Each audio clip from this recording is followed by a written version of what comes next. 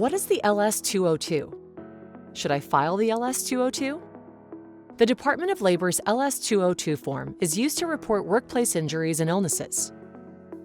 It must be submitted anytime a worker's injury or illness leads to the loss of one or more shifts of work. Whether or not an injury ultimately leads to lost time, immediate reporting to AEU is essential to achieve the best possible claims result. Many employers wonder if all such incidents truly need to be reported, and the answer we provide to ALMA members is yes. Each incident should be documented, even if minor and the employer plans to pay the associated medical bill instead of filing a claim. This is known as an unrecordable event. However, all claims, even unrecordables, need to be reported so the incident is documented for the employer's protection. In the event that an employee declines medical treatment or only requires on-site first aid treatment, the incident will be considered incident only and no reserves will be set aside. The file is opened and closed and does not count against an employer's loss history. If an employee later requires further medical treatment or alleges additional injuries, the claim handling process will be expedited due to the existence of the original documentation. When should I file the LS-202? An employer must file a report within 10 days of any injury which causes loss of one or more shifts of work or death. If the employer doesn't learn of the incident until later, the employer must file the report within 10 days of gaining knowledge thereof. ALMA members should submit all LS-202 forms to AEU as soon as possible, but no later than 7 days following the work event. AEU will then file that form directly with the Department of Labor the following business day. Timely submission of the LS-202 is critical to the claims handling process. The statute of limitations for filing a claim does not begin to run until the employer files the form LS-202. If the employer never files the form, the claim filing time requirement never begins to run. This means that a claimant may pursue benefits at any time, even many years later after the incident, and the employer may be left without a key viable defense. There are also serious penalties for late reporting. At the time of this video, late reporting penalties can range up to $22,000, so do not delay in completing and submitting this form. Let's move on to walk through the form itself step by step. Please keep in mind that in general, if there's information you don't know or aren't sure about in the LS-202, you can put unknown. This is better than guessing and putting incorrect information, because it's a more difficult process to correct incorrect information that's already been reported than to report information that was never offered in the first place. Boxes 1 through 3, date of accident. Boxes 1 and 2, the OWCP and carrier numbers, do not need to be filled out. Start at box 3, the date and time of the accident. This is an important field, as the date indicated here starts the statute of limitations running and is used to evaluate any timeliness criteria for reporting or payments. The more accurate you can be, the better. Boxes 4 through 5, employee information. Next is box 4, employee name and telephone number. The DOL will receive this report and put the information you submit into their system, so the accuracy of the name is important. In addition, there may be extensive contact with the claimant, so it's helpful to provide the correct phone number. The same is true for box 5, the employee's address. The DOL will mail the claimant several forms, as well as information about their rights and what to expect when they file a claim. Please confirm that the right address is used so that these documents reach the intended recipient. Boxes 6 through 7, jurisdiction and location. For box 6, the Injury Reporting Act, most ALMA members will be selecting A, the Longshore and Harbor Workers' Compensation Act.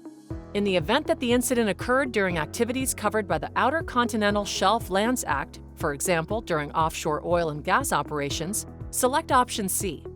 Further instructions to help clarify this choice can be found on page 2 of the LS-202 form. In box 7, the Longshore Act incidents, specify where the incident occurred. This can be important for jurisdictional reasons. If you know the exact location, you can describe it in box 24. Boxes 8 through 10, employee information. After completing boxes 8 and 9, move on to box 10 and 10A and provide the employee's social security number and nationality. This will be used to check for duplicate claims in the DOL systems. While it's not needed now, a member of the AEU claims team will be contacting you for this vital information. Boxes 11 through 15, lost time information. Answer box 11, then complete box 12 regarding loss of time beyond the day or shift of the accident. A yes or no here will determine whether the DOL files it as a lost time claim or considers it a medical-only claim. For box 13, the date and hour the employee first lost time because of injury. Accuracy is again important. Typically, it is the day after the accident that time is first lost, but not always. This date is very important because of the timeliness requirements for reporting and payment. Box 14 is a yes or no question and should be straightforward. A no generally means there was a later onset of disability. For example, if a person reported that they injured their knee, but then returned to work for a few months prior to a surgery and then stopped work, the response to question 14 should be no. Next, in box 15, only put in a date and time if the employee has returned to work. If not, leave the field blank. This helps set the period for which compensation is owed. Boxes 16 through 19, employment information.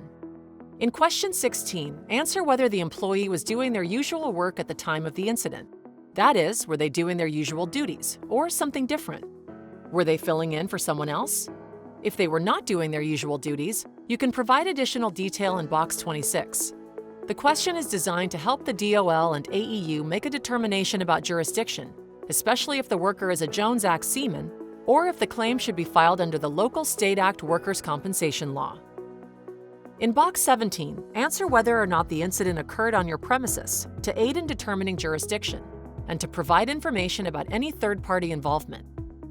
For box 18, describe the employee's normal working department.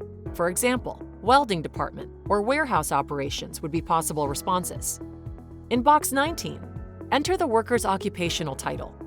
Boxes 20 through 22, lost time information. Box 20, the date and hour pay stopped, is a follow-up to box 13, the field where you indicated when the worker first lost time due to the incident. If you are still paying the worker or if you are unsure what to put here, this field can be left blank. Now in box 21, mark the days usually worked by the employee each week. This goes toward calculating the employee's average weekly wage and whether the employee is a 5- or 6-day worker. Box 22 asks for the date the employer or foreman first knew of the accident. This field is extremely important because it indicates to the DOL whether this form was filed before the expiration of the 10-day window after the incident or knowledge of the incident as applicable. Box 23, wages.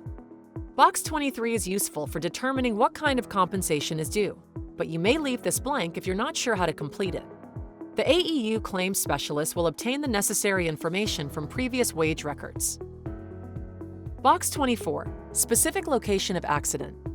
For box 24, describe the exact place where the accident occurred. Specify if the accident was during maritime employment and occurred in an area adjoining navigable waters. This field is very important because it will help with jurisdictional questions. On the second page of the LS-202, there are instructions on what information you need to provide. For example, if the accident occurred on a vessel, you need to name the vessel, indicate which deck it was on, and which area of that deck, such as the hold or engine room. The more detailed you can be, the better. You should also put the city and state where the accident happened. If you have a street address, that's even better. If the accident occurred on the outer continental shelf, you should include the drilling site block number area. Box 25, employer's date of knowledge. Box 25, which asks how knowledge of the incident was gained, is relevant for determining whether the LS-202 form was submitted on time. Even if you learned of the incident because the worker filed a claim with the DOL, state the date when you received notice of the claim. Box 26, accident description. Now it's time for a full description of the event in box 26. Describe in full how the accident occurred, sharing all known details. Explain the circumstances that led up to the incident, what the injured person was doing at the time of the accident. Talk about what happened and how it happened. Name any objects or substances involved, and tell how they were involved.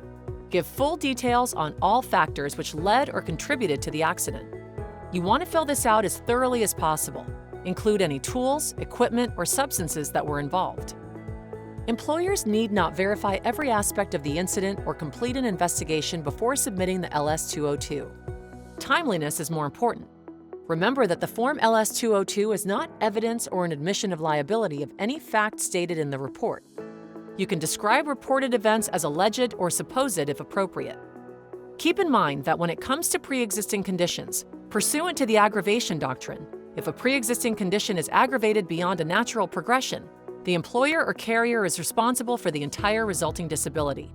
A medical evaluation can provide employers with information that helps them to place employees in appropriate jobs and accommodations, or disqualify an individual from a job altogether. Box 27. Injury information. In Box 27, describe the nature of the injury if known. Name the part of the body affected. For example, a fractured left leg, bruised right thumb, etc. If a body part was amputated, provide the relevant details. If you don't yet know the answer, you can leave this field blank so that you don't miss the filing deadline while waiting for the results of a medical evaluation. Boxes 28 through 30. Medical authorization. In Box 28, answer whether you have authorized medical attention and issued an LS-1 request for examination and/or treatment. You don't have to send an LS-1, but it can help with documentation early on in the claims process. It also sets the tone with doctors, signaling that they are expected to bring appropriate attention to addressing the injured worker's treatment options and restrictions. In Box 29, enter the date of authorization of medical attention, usually the same day of the injury or that you are filling out the form. For Box 30, state whether the first treating physician was chosen by the employee. Most employers will send their injured workers to an on-site clinic or an occupational clinic that they are familiar with. What this question is asking is if the employee went to a clinic or doctor that they chose instead of one their employer recommended. Many employers think this question means if the injured worker went to the employer's recommended clinic, that it wasn't their choice, but that's not necessarily the case. What this question is getting at is if the injured worker specifically chose the initial medical provider. Boxes 31 through 35. Medical provider and employer addresses. In Box 31, state whether the insurance carrier has been notified. Then, complete Boxes 32 and 33 if known. If not, you can leave it blank. Box 34 we will complete. In Box 35, put the address at which you want to receive correspondence. Box 36 through 39. Employer information. In Box 36, describe the nature of your business, for example, ship repair or cargo handling. Sign Box 37 and put a contact phone number. In Box 38, put the signatory's title, phone number, and name. Lastly, in Box 39, put the date of the report, keeping in mind the 10-day window for reporting. What's next? Where should I send the completed LS-202? Once you're done with the LS-202, it must be reported to AEU. To do so, you have three options. You can email it to claimopening@amequity.com, file online via our claims management system, or fax it to 888-453-2562. Remember, regardless of injury severity, you should always analyze the incident to determine what caused it and what, if anything, should be done in the future to prevent incidents like it from happening again. This should lead to a discussion on lessons learned, which can be applied to safety training in general and improve overall safety performance. If you have any questions about an incident or the LS-202 form, please contact your AEU Managing Director.